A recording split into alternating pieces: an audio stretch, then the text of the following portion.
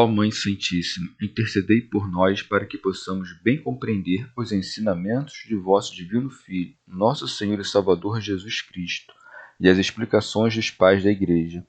Ó Virgem Imaculada, ofereço-vos este trabalho e peço que abençoais aqueles que o ouvirem, e que seja para a maior honra e glória de Deus. Amém. Senhor onipotente, purificai o meu coração e os meus lábios. Vós, que purificastes os lábios do profeta Isaías com carvão em brasa, e dignai-vos, por tal modo, purificar-me com a vossa misericórdia, para que possa dignamente anunciar o vosso santo Evangelho. Por Jesus Cristo, nosso Senhor. Amém. Senhor, abençoai-me. Que o Senhor resida no meu coração e nos meus lábios, para que anuncie digna e convenientemente o seu Evangelho. Amém. Evangelho de Nosso Senhor Jesus Cristo, segundo São João. Continuação da discussão sobre o testemunho que Jesus dá de si mesmo. Jesus disse-lhes ainda: Eu vou, e vós me procurareis, e morrereis em vosso pecado. Para onde eu vou, vós não podeis vir. Diziam então os judeus: Por acaso irá ele se matar? Pois diz: Para onde eu vou, vós não podeis vir? Ele, porém, lhes dizia: Vós sois daqui de baixo, e eu sou do alto. Vós sois deste mundo, eu não sou deste mundo. Disse-vos que morrereis em vossos pecados, porque se não crerdes que eu sou, morrereis em vossos pecados. Disseram-lhe então: Quem és tu? Jesus lhes disse: O que vos digo desde o começo. Tenho muito que falar e julgar sobre vós, mas aquele que me enviou é verdadeiro. Digo ao mundo tudo o que dele ouvi. Eles não compreenderam que lhes falava do Pai. Disse-lhes então Jesus: Quando tiverdes elevado o Filho do Homem, então sabereis que eu sou, e que nada faço por mim mesmo, mas falo como me ensinou o Pai, e quem me enviou está comigo. Não me deixou sozinho, porque faço sempre o que lhe agrada. Tendo ele assim falado, muitos creram nele. Comentários dos Pais da Igreja. Santo Agostinho. Conforme já foi dito, ninguém pôs a mão sobre ele, porque ainda não havia chegado a sua hora. Fala em seguida aos judeus a respeito da sua paixão, que não estava sujeita à necessidade, mas sim à sua vontade. Por isso, prossegue o evangelista. Jesus disse-lhes ainda: Eu vou, pois a morte do Salvador não foi outra coisa senão seu retorno ao céu, donde havia vindo e donde havia saído. Orígenes. Alguém pode objetar: se dizia isso aos que permaneciam na incredulidade, como diz-lhes: Vós me procurareis? Porque buscar a Cristo é buscar a verdade e a sabedoria. Mas também se dirá algumas vezes, com referência aos seus perseguidores, que buscavam um modo de prendê-lo. Com efeito, existe muita diferença entre os que buscam a Jesus. Nem todos o buscam para a sua própria salvação e para o seu próprio benefício. Por isso, somente encontram paz aqueles que o buscam com reta intenção, e se diz que buscam com reta intenção aqueles que buscam o Verbo que estava no princípio junto de Deus, para que os leve ao Pai. Santo Agostinho. Vós me procurareis, diz o Senhor, não por um desejo piedoso, mas movidos pelo ódio, pois depois de haver se retirado da vista dos homens, buscaram-no tanto os que o odiavam como os que o amavam, uns perseguindo-o, outros desejando tê-lo consigo. Não penseis que me buscareis com boa disposição, e morrereis em vosso pecado. Buscar a Cristo com má disposição é morrer no seu pecado, e nisso consiste odiar o único de quem podes receber a tua salvação. Proferiu essa sentença, profetizando que morreriam nos seus pecados. São Beda. Percebe que o Senhor põe pecado no singular, mas vosso no plural, para manifestar que o crime de todos era um só. Orígenes. Pergunto eu agora, por que o evangelista diz mais à frente que, quando o Senhor disse essas coisas, muitos creram nele? Não disse a todos os que estavam presentes: E morrereis em vosso pecado? O Senhor dizia isso àqueles que sabia que não viriam a crer nele e que por isso morreriam no seu pecado e não poderiam seguir. Por essa razão, continua: para onde eu vou, vós não podeis vir. Isto é, para onde se encontra a verdade e a sabedoria, ou o que é o mesmo, para onde se encontra Jesus. Diz que não podem porque não querem, porque se quisessem e não pudessem, sem razão lhes teria dito: e morrereis no vosso pecado. Santo Agostinho. O Senhor disse o mesmo aos apóstolos em outra ocasião, porém não lhes disse: e morrereis no vosso pecado, e sim: para onde eu vou, vós não podeis vir agora. Não lhes tirou a esperança, mas predisse o adiamento. Orígenes. Essas palavras anunciam o afastamento de Jesus. Enquanto, porém, conservamos as sementes da verdade que foram semeadas na nossa alma, jamais se afastará de nós o Verbo de Deus. Se, no entanto, corrompemo-nos pela queda no pecado, então é dito a nós: eu vou. E, conquanto busquemos, de maneira alguma o encontraremos, mas morreremos em nosso pecado, capturados pela própria morte. Não convém fazer pouco caso a estas palavras: e morrereis no vosso pecado. Com efeito, se interpretarmos isso no sentido ordinário, é evidente que os pecadores morrem nos seus pecados e os justos na sua justiça. Contudo, se entendemos morrereis no sentido em que morre o que peca mortalmente, é evidente que aqueles a quem isso era dito não estavam mortos, mas viviam com a alma doente, e aquela doença levava à morte. Por isso, o médico, vendo-os gravemente doentes, dizia-lhes: e morrereis no vosso pecado. Assim é manifesto o significado daquelas palavras: para onde eu vou, vós não podeis vir. Com efeito, quando alguém morre no seu pecado, não pode ir para onde vai Jesus. Nenhum morto pode seguir a Jesus, pois os mortos não te louvam, Senhor. Santo Agostinho. Tendo ouvido essas palavras, interrogam-no como de costume, segundo os seus pensamentos carnais, pois segue. Dizem então os judeus: por acaso irá ele matar-se? Pois diz: para onde eu vou, não podeis vir. Palavras estúpidas. Porventura não poderiam ir para onde ele iria, caso matasse a si mesmo? Não morreriam também eles próprios? Disse, portanto: para onde eu vou, referindo-se não à morte, mas para onde ia depois da morte. Teofilacto Diócrida. Com isso, manifestou que ressuscitaria na glória e se sentaria à direita de Deus. Orígenes. Examinemos se os judeus diziam isso do Salvador em vista de algo elevado, pois eles costumavam explicar muitas coisas, seja pela tradição, seja por meio de escritos apócrifos. Mas, em verdade, o que sabiam a respeito de Cristo, o sabiam de acordo com a sua tradição dos escritos dos profetas, nos quais liam que nasceria em Belém, qual seria a sua morte e como deixaria esta vida. Ninguém tira a minha vida, mas eu por mim mesmo a dou.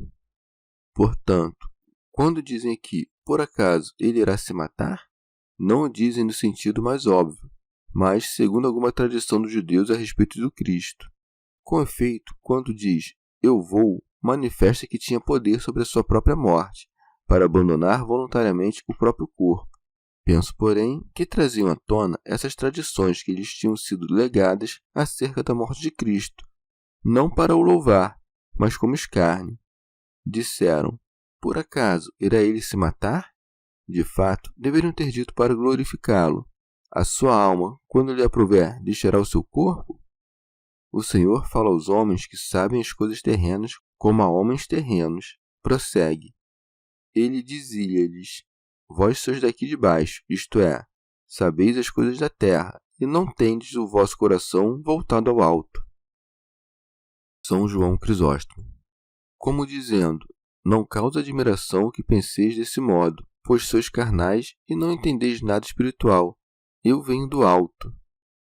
Santo Agostinho. O que quer dizer com do alto? Que é do próprio Pai, acima do qual nada há. Vós sois deste mundo. Eu não sou deste mundo. Como seria deste mundo aquele por quem este mundo foi criado? São Beda. O Senhor existia antes do mundo. Eles, porém, eram deste mundo, pois foram criados depois que o mundo já existia. São João Crisóstomo, ou o Senhor diz, eu não sou deste mundo, referindo-se aos pensamentos vãos e mundanos. Teofracto Diócrida, como dizendo, não aspiro a nada mundano ou terreno, e, portanto, jamais poderia chegar à grande loucura de se matar a si mesmo. Mas Apolinário, interpretando mal estas palavras, diz que o corpo do Senhor não era deste mundo, mas havia descido do céu. Por acaso, então, também os apóstolos, a quem diz o Senhor, vós não sois deste mundo, receberam todos os seus corpos do céu? Assim, portanto, deve-se compreender o que diz o Senhor. Eu não sou deste mundo, isto é, eu não estou contado entre vós, que vos preocupais com coisas mundanas. Orígenes. De baixo e deste mundo significam coisas diversas. De baixo refere-se ao lugar determinado, enquanto que este mundo material contém diversos lugares, os quais, em relação às coisas imateriais e invisíveis, estão todos embaixo. Mas se comparados uns aos outros, estarão uns embaixo e outros no alto. Ora, onde está o coração de cada um, aí está o seu tesouro. Se, portanto, alguém acumula tesouros na terra, torna-se de baixo. Se entesoura para si tesouros no céu, faz-se do alto. Se, porém, transcende também todos os céus, então atinge a mais elevada bem-aventurança. Novamente, o amor pelas coisas deste mundo produz o homem que é deste mundo, enquanto que aquele que não ama este mundo, nem as coisas que existem neste mundo, não é deste mundo. Há, porém, outro mundo além deste mundo sensível, no qual estão as coisas invisíveis, cujo aspecto e esplendor verão os puros de coração. E o próprio primogênito de toda criatura pode ser chamado mundo, enquanto é a suma sabedoria. Com efeito, todas as coisas foram feitas na sabedoria. Nele, portanto, estava todo o mundo, embora sem se confundir com o mundo material, na medida em que o modelo, rácio, de todo o mundo, despido de toda a matéria, difere do mundo material. A alma de Cristo diz, portanto, eu não sou deste mundo, porque não vive neste mundo. Santo Agostinho. Nosso Senhor explicou em que sentido disse, vós sois deste mundo. Eram pecadores, uma vez que todos nascemos do pecado, e quando vivemos acrescentamos novos pecados àquele com que nascemos.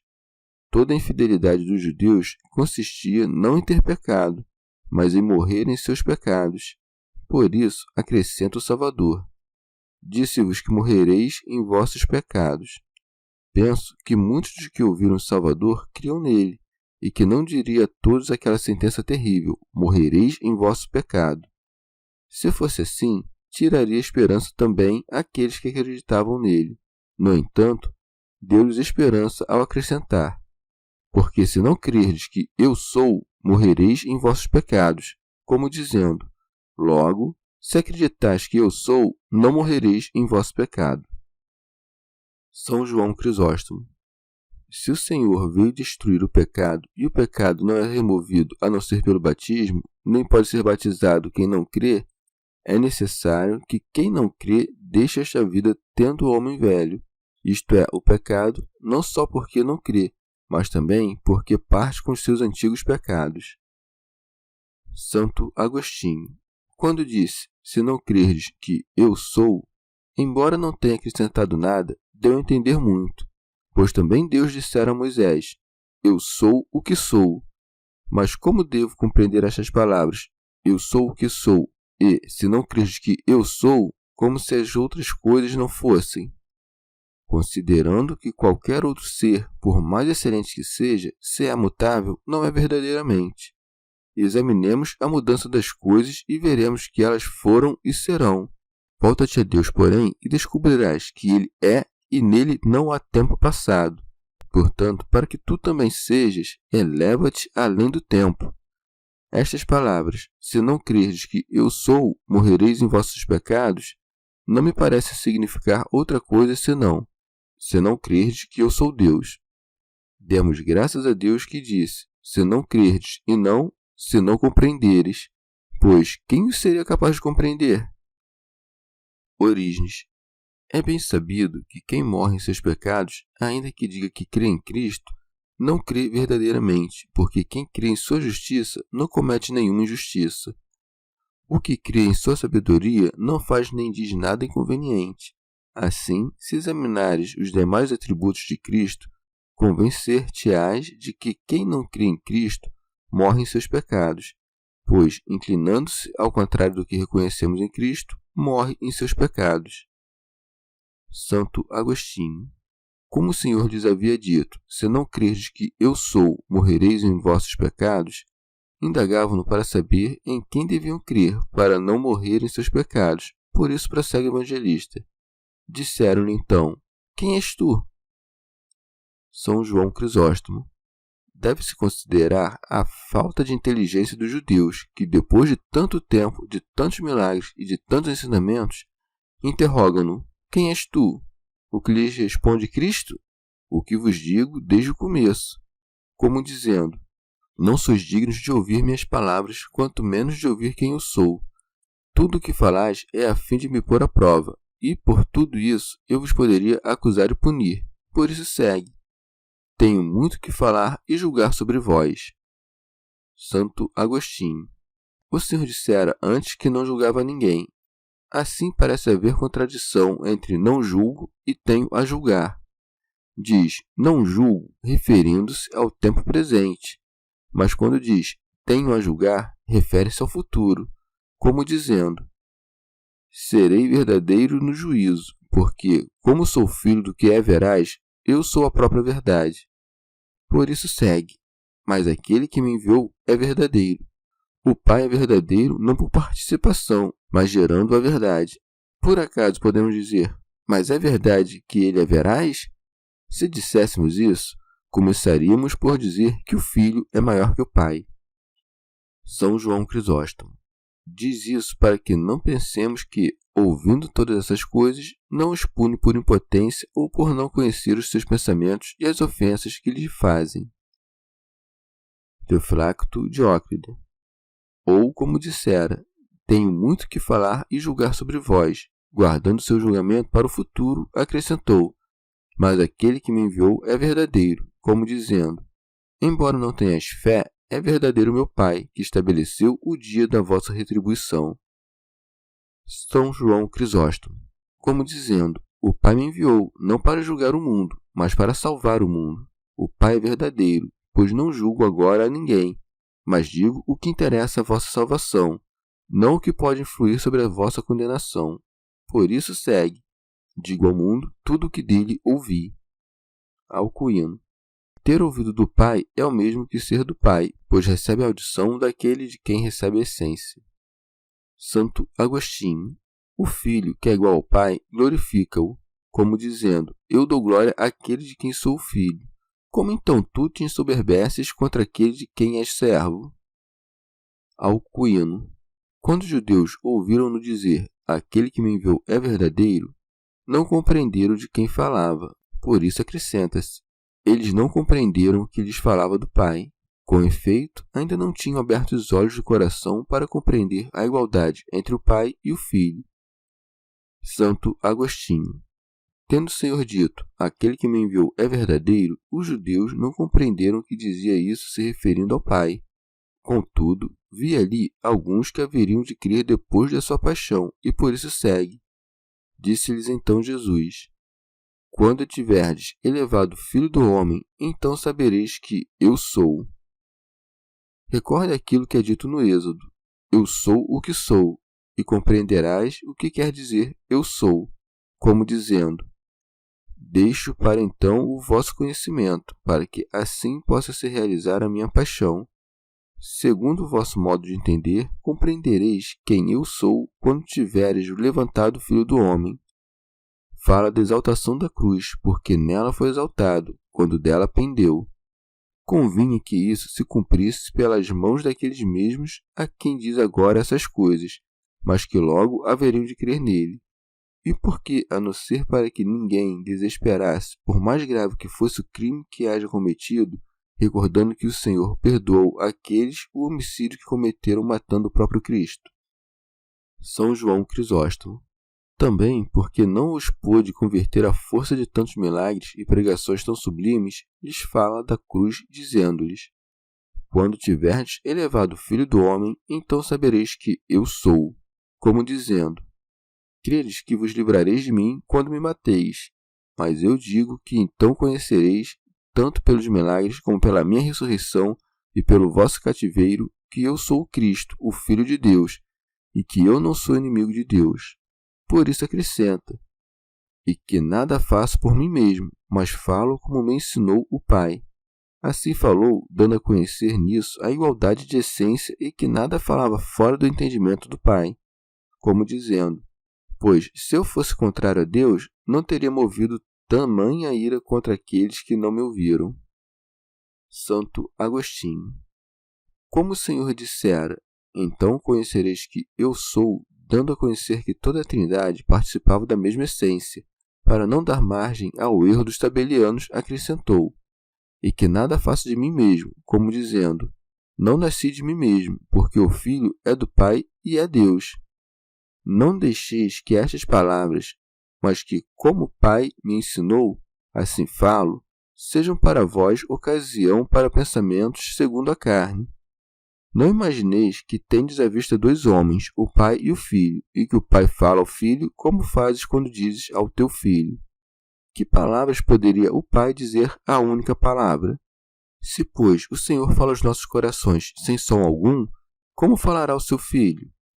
O Pai fala ao Filho de maneira incorpórea, assim como o gerou de maneira incorpórea. Nem o ensinou como se houvesse gerado ignorante, mas nisto consiste o tê-lo ensinado, que o tenha gerado sábio. Com efeito, se a natureza da verdade é simples, no Filho são ao mesmo o ser e o conhecer. Assim, pois, do mesmo modo que o Pai, gerando, deu-lhe o ser, gerando, deu-lhe o conhecer. São João Crisóstomo. Depois, o Senhor tornou seu discurso mais humilde. Prossegue: e quem me enviou está comigo. E para que não pensassem que as palavras me enviou implicavam inferioridade, disse: está comigo. Aquelas palavras se referem à sua encarnação, estas à sua divindade. Santo Agostinho. Ambos são iguais e, no momento, um é o enviado e outro é o que envia, porque o envio é a própria encarnação, e a encarnação é própria do Filho, e não do Pai. Logo disse: o que me enviou, isto é, aquele por cuja autoridade paterna encarnei. Portanto, o Pai enviou o Filho, mas não se afastou do Filho. Por isso segue: não me deixou sozinho. Com efeito, ali aonde enviou o Filho, não estava o Pai, que dissera pela boca de Jeremias: eu encho o céu e a terra. E acrescenta a razão porque não o deixou só, porque faço sempre o que lhe agrada. Sempre, isto é, não a partir de um dado início, mas sem início nem fim. Com efeito, a geração divina não tem início no tempo. São João Crisóstomo. Como sempre diziam que ele não vinha da parte de Deus e não observava o sábado, o Senhor disse: porque faço sempre o que lhe agrada, manifestando que também a violação do sábado era do seu agrado. Muitas vezes, com efeito, trata de mostrar que não faz nada contrário ao Pai. E como falou aqui de maneira mais humana, acrescenta-se: tendo ele assim falado, muitos creram nele, como dizendo: não vos perturbem essas palavras humildes de Cristo. Com efeito, aqueles que não haviam sido convencidos depois de ouvir tão elevada doutrina, ao ouvirem coisas mais humildes, são convencidos. Portanto, creram de fato, mas não como era preciso. Creram simplesmente por se alegrarem e repousarem na humildade de suas palavras. Chegamos ao fim de mais um dia de comentários da Catena Áurea. Muito obrigado por ficarem até aqui, que Nossa Senhora derrame suas graças sobre nós e até amanhã. Christus,